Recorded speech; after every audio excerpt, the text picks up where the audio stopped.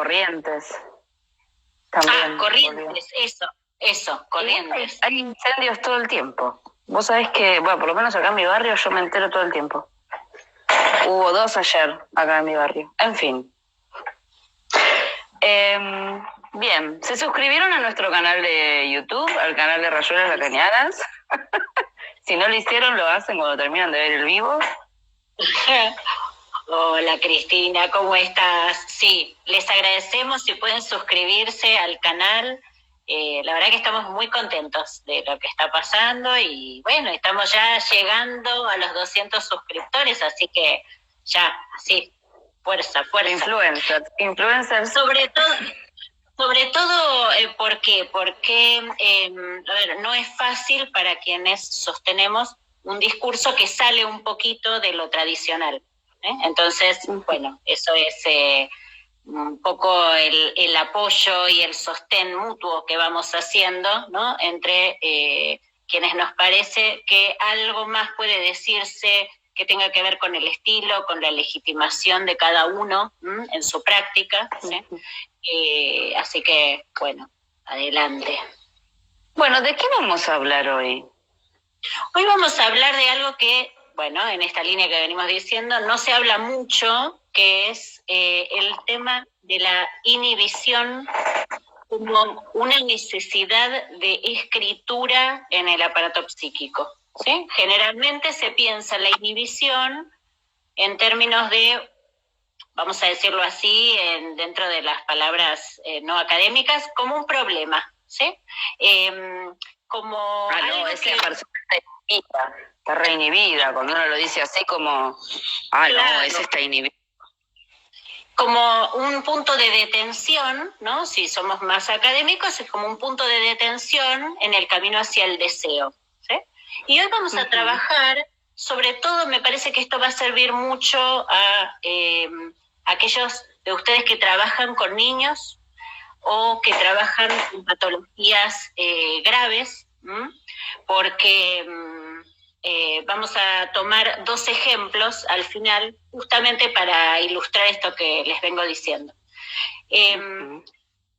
Vamos a retomar algo que veníamos antes planteando, que es que un aparato psíquico no se constituye por sí mismo, ¿sí? El sujeto tiene que elegir existir, ¿sí? Y hay algo en eso que suena como muy raro, ¿sí? Pero que es en la unión con esa madre, con esa pulsión de vida de esa mamá, de ese papá, o puede ser de un otro, ¿sí? Que lo toma bajo su cuidado, ¿sí?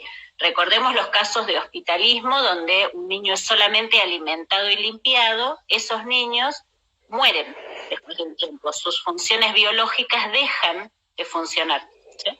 Entonces, lo que hace que un bebé se inscriba en la vida es que algún otro lo incluya dentro de su pulsión de vida.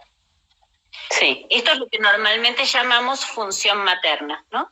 Entonces decimos que para que un aparato psíquico se constituya es necesario que existan varias operaciones que vayan ocurriendo, distintas operaciones que permitan que este niño asome, ¿sí?, al mundo del símbolo.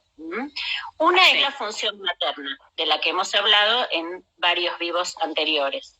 La función paterna, también ustedes la conocen, es aquella que tiene como función separar, ¿sí?, al niño de su madre, ¿sí?, o de ese otro significativo, y producir la salida hacia la exogamia.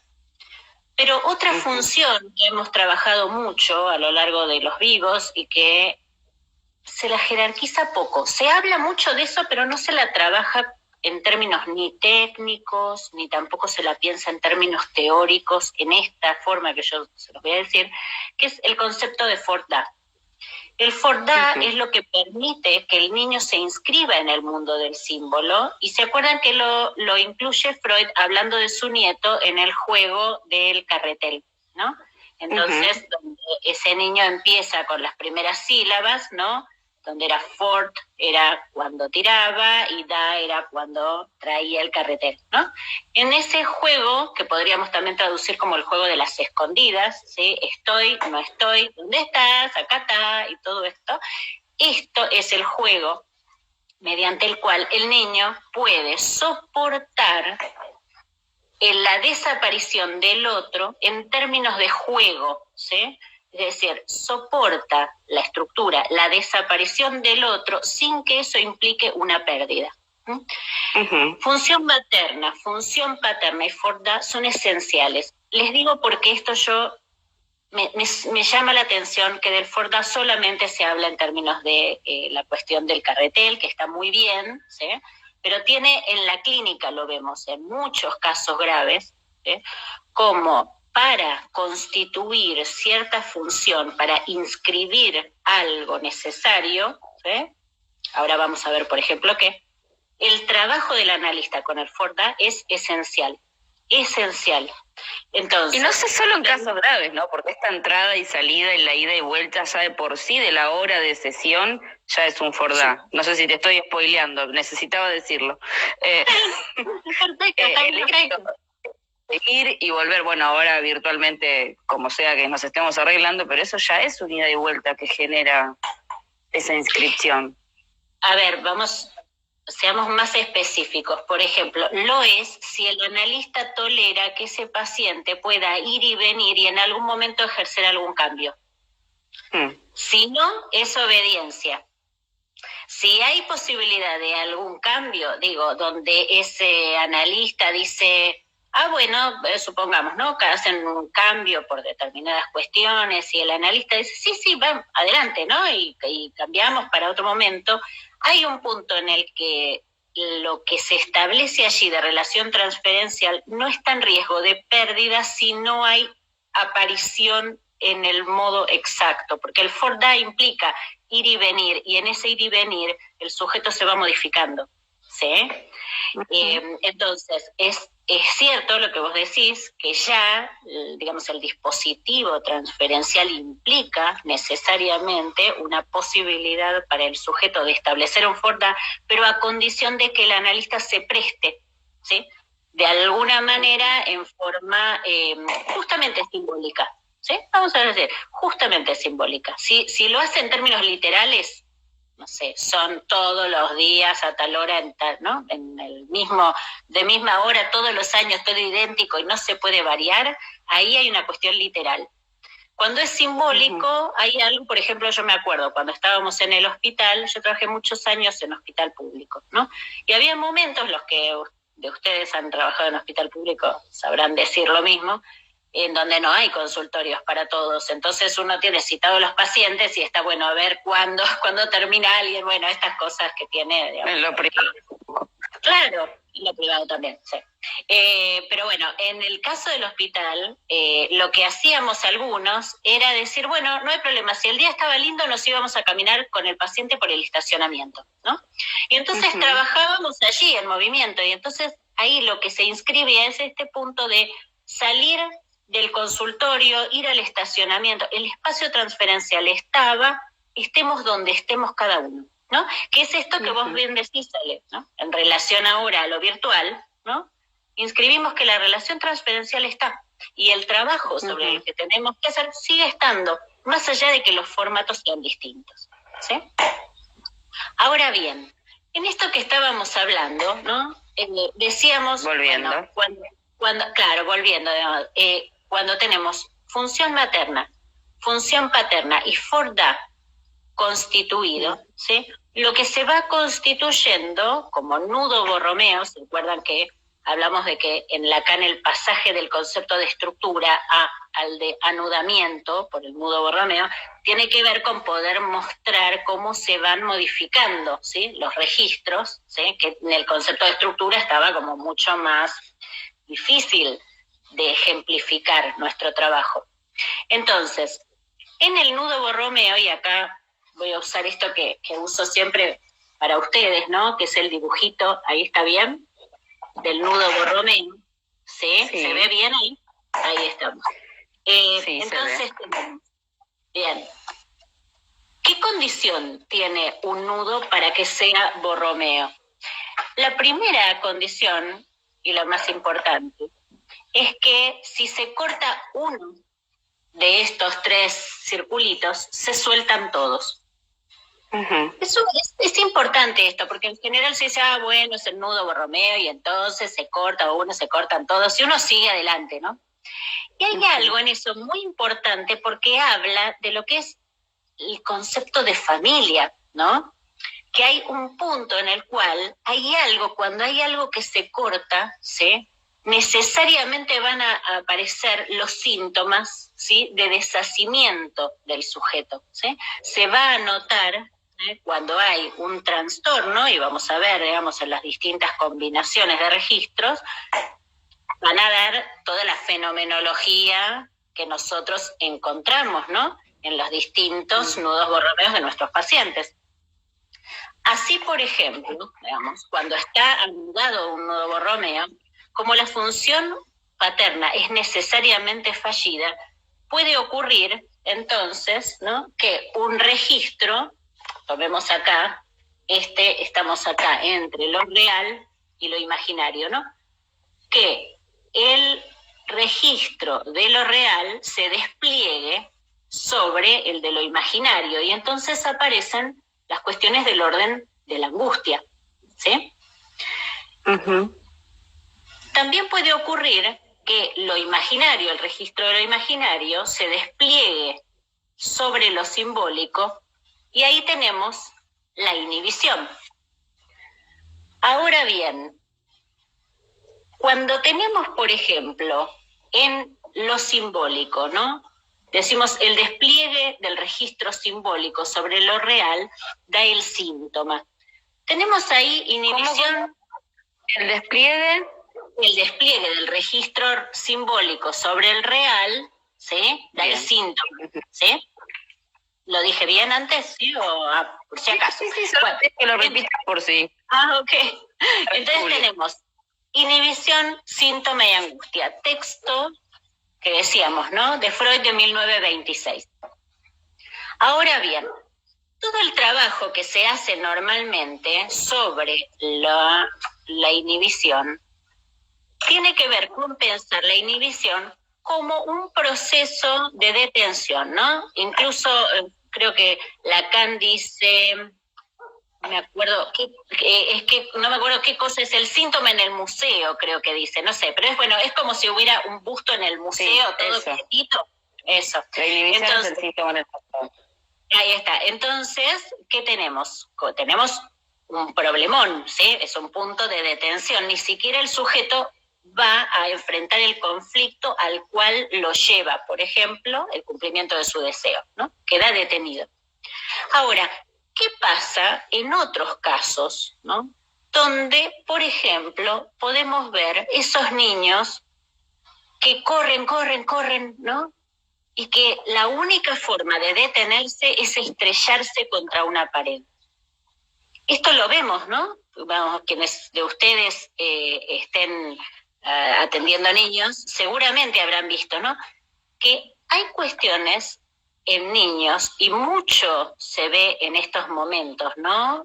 No particularmente ahora de la pandemia, sino en estos últimos años, ¿no? Uno lo ve, ¿no?, cómo las infancias están un poquito adulteradas, ¿no? Es decir, conducidas a un punto donde tienen que comportarse como adultos. Entonces van de un lado, van del otro, tienen que cumplir con esto, con esto, con esto. Y esos cuerpos empiezan a sufrir los embates de una ansiedad a una edad muy temprana, ¿sí? Entonces lo que podemos ver muchas veces en el jardín son niños que, por ejemplo, este ejemplo que les decía, ¿no? Un niño que corre, y entonces la maestra le dice, espera, ¡pua! Y se estrola, se choca contra la pared. ¿No? Y uno podría decir, se estrola, sí. Pero bueno, para quienes no son de Argentina, esa es una palabra me parece muy argentina. Estrola, dícese de uno se golpea fuertemente contra un objeto. Ahí está. Bueno, entonces, ¿qué sucede cuando ocurre esto? Que lo que falta allí es la inscripción del límite, ¿sí? Pero no la inscripción del límite al otro, sino la inscripción en relación a la superficie del cuerpo. ¿Sí? Entonces, este punto me parece esencial porque tiene que ver con trabajar, con anudar, a ver, se lo voy a decir aquí nuevamente, ¿no? Lo imaginario, ¿sí?, se despliega sobre lo simbólico, ¿sí? Uh-huh. Y entonces allí es donde hay que constituir, ahí sí, inscribir la inhibición. Pero esa condición de que en lo imaginario ese cuerpo esté libidinalmente sostenido, sí, estoy bien, estoy diciendo. O sea, Violen, vos estás diciendo, permitime que te interrumpa, dale. Que hay un momento, hay determinadas condiciones que hacen que es necesario generar determinada inhibición. Claro, exactamente. La inhibición no es solamente un síntoma en el museo, que es cierto y que es una perspectiva importantísima, ¿sí?, sino que también, y más en los tiempos que corren, es una necesidad de inscripción que tiene que producirse. Si no se ha producido, ¿no?, por algún problema, déficit, digamos, en el a nivel de la crianza, ¿no?, la función materna, paterna, como decíamos en el Forta, sí, hay algo de esto que es el analista, con su acto, el que tiene que propender a inscribirla, ¿no? Como siempre decimos, el gran tema en el análisis es el proceso de inscripción, ¿sí?, el proceso de inscripción del límite. ¿Cómo hace ese analista para producir las operaciones necesarias para que el aparato psíquico comience a, vamos a decir así, a tener bordes, ¿sí? Por ejemplo, en eso ese es un montón.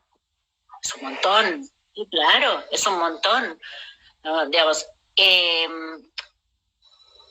me hace acordar, si bien no tiene en absoluto que ver con esto que estamos hablando hoy, pero me hace acordar a los momentos en que trabajábamos con psicosis, ¿no?, con sujetos psicóticos, que ese momento en el cual empiezan a vislumbrar, ¿no?, que ahí es donde van a entrar y se van a, tarde o temprano van a producir un brote, ¿sí?, lograr que el sujeto comience a tener algún registro de eso que se avecina, sin por eso irse por ese tobogán, eso es labor del analista, ¿sí? Algo no inscrito en la estructura.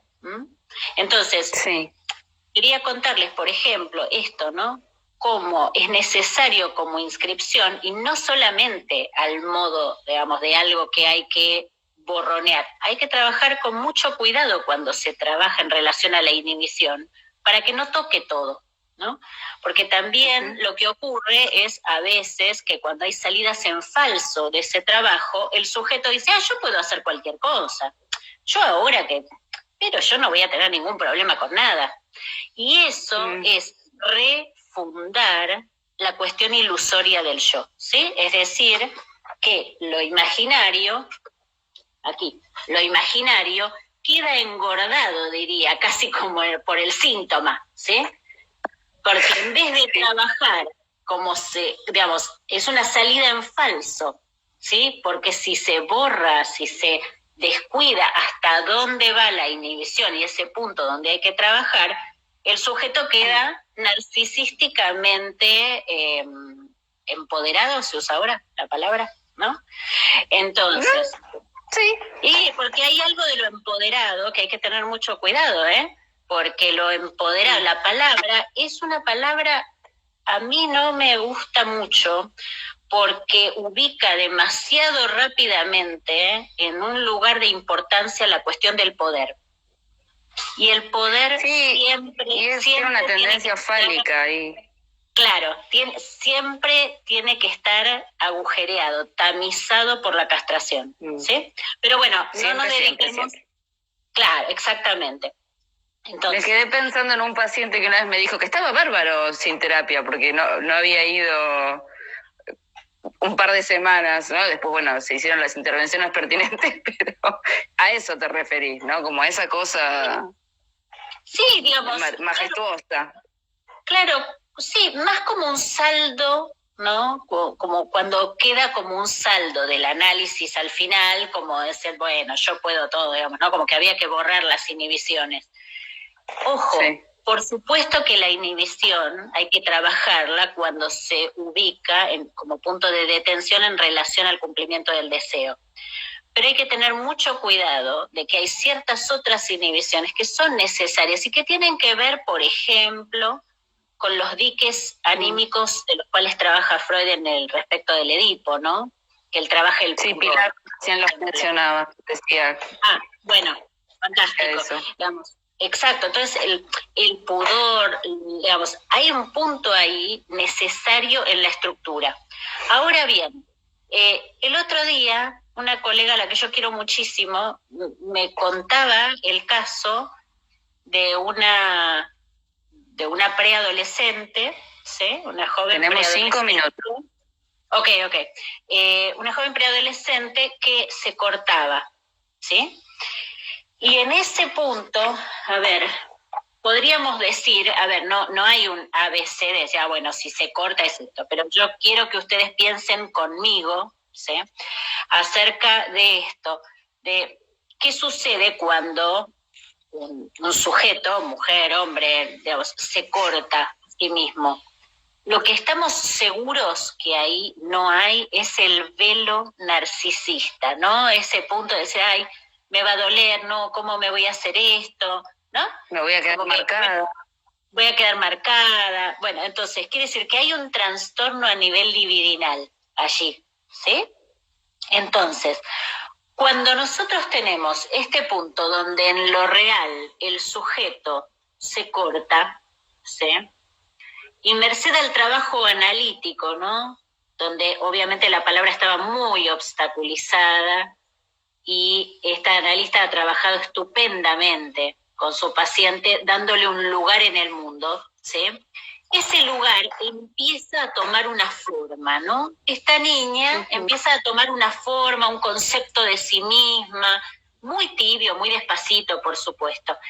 ¿Qué es lo que ocurre aquí? Piensen que estamos en un nudo Borromeo anudado, ¿sí? Estamos en el término de la neurosis, ¿sí? ¿Qué ocurrió? Que apareció otro síntoma que era del orden de la exhibición, ¿sí? Una exhibición, como uno normalmente escucha o ve, en todo caso, preadolescente en los medios sociales, ¿sí? Bien, que esto que podría ser muy terrible, por supuesto, y que implica para los padres, digamos, para todo el medio social, digamos, toda una preocupación, es desde nuestro punto de vista todo un logro. Un movimiento. Un movimiento maravilloso porque sale de lo real, desinvestido libidinalmente, pasa esta niña a estar en términos de lo imaginario. Y en lo imaginario, ¿cuál es el problema? Sigue sin investimiento libidinal, ojo, porque puede mostrarse hasta en un punto demasiado. Pero ahí ya hay algo para mostrar. Es decir, la analista ha trabajado y se ha constituido un cuerpo. Antes no había cuerpo, había una superficie, ¿sí? Que era casi como biológica, nada más. Ese cuerpo que se empieza a armar, ¿sí? Y que es mostrado al otro, y acá es donde digo, ¿no? Las operaciones de Ford-A, ¿no? Pensar esta, digamos, mostración, ¿sí? Como parte de un proceso de construcción del sujeto teniendo su propio cuerpo, ¿sí? Bueno, a ver, se le va la mano en algún sentido, se exhibe más de la cuenta, bueno, estas cuestiones preadolescentes, pero ya ahí aparece un otro al que le podría gustar. Digo, hay toda una... Sí, ya es otra cosa. Es otra cosa, ¿sí? Recién hace un ratito me preguntaban, bueno, ¿cómo se hace esto, no? Porque es la gran pregunta y está muy bien, digamos, es libidinizar al paciente, aquello que no ha podido ocurrir, ¿no? Preguntarle por el dolor, preguntarle por ella como persona, ¿sí? incluir esto, ¿no? Un borde, ¿sí? Porque esa niña que se corta no tiene borde, ¿sí? Está totalmente entregada, digo, la sangre adentro, afuera, sale, es lo mismo. Me quedé pensando cuántas veces en un contexto de internación eso también pasa, pero bueno, ya sería como irme muy para otro lado, pero la internación... Pero es lo que yo decía de los casos, esto que te decía, de los casos graves, sí, es exactamente así. Entonces, funciona mucho así. La sangre esté adentro, digamos, y una cosa sea el adentro y una cosa sea el afuera. ¿Vieron los niños, por ejemplo, que si se lastiman dicen, ay, me sale sangre, me da impresión? Bueno, eso es bueno. Hay un punto ahí digamos, de borde, ¿sí? Donde la piel hace de límite, ¿sí? Límite al otro, límite para sí mismo, ¿sí? En este caso, esta niña está en un gran proceso de construcción. Justamente, les diría que si se sostiene, no recuerdo ahora el nombre de la persona que preguntó, pero si sostienen la transferencia en un sentido muy cálido, sumamente cálido, ¿sí? Pudiendo transformar esa pulsión de muerte que hay mediante el corte, ¿no? Que se presentifica mediante el corte, pudiendo tomarla y convertirla en preocupación, en cuidado, pero en escucha analítica, ¿sí? No es solamente convertirse en una mamá, no. Es escucha analítica con distancia, pero con mucho cuidado y afecto. Esto va produciendo en el sujeto una relibidinización o una libidinización primera. Eso ya ahí no hay receta, eso es en el caso por caso, ¿sí? Y entonces allí el sujeto empieza a constituirse como uno. Recuerden que cuando Freud, el maravilloso Freud, nos hablaba de los trastornos más primarios, hablaba de lo autoerótico, la satisfacción de la pulsión en términos anárquicos. Para que se constituya un cuerpo es necesario que exista este lugar de la libido, ¿sí? Y si esto está en algún sentido detenido por parte de la madre, puede ser un duelo, puede haber tantas cosas, no necesariamente tiene por qué ser algo, que haya sido adrede, ¿sí? A veces una madre no puede. Bueno, entonces hay espacios donde ese analista puede ir construyendo ese tramo, digamos, libidinal que hace falta, y aquí, que en algún momento lo trabajaremos también, estamos hablando de trabajar con el nudo, ¿sí? No ya a nivel del corte, sino tal vez a nivel de la sutura, ¿sí? ¿Vieron cuando en el seminario 12 Lacan hace una metáfora costureril que yo les digo siempre, ¿no? Que lo del analista es corte, sutura, empalme, ¿no? Bueno, nosotros estamos haciendo sutura, ¿sí? Cuando un niño se corta, un joven se corta y trabaja en análisis con su analista y puede constituir un cuerpo, estamos trabajando desde ahí. Y una vez que allí, y ya termino, ¿sí? Estamos en lo imaginario, ¿sí? Desde aquí será cuestión de trabajar la inhibición, que ahí es donde esto que acá les muestro, lo imaginario sobre lo simbólico va a inscribir la necesidad de cuidar ese cuerpo, ¿sí?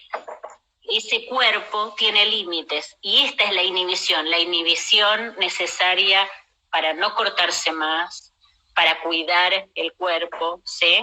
Que tiene que ver con el post-libidinización, ¿sí? ¿Comprenden? Claro, no solo es, porque esta expresión de la inhibición es el síntoma en el museo, tiene como cierto dejo de ir para atrás, como de una cosa que atrasa, y no necesariamente tenemos que entenderla así. No siempre es ir para atrás, sino que es un punto necesario.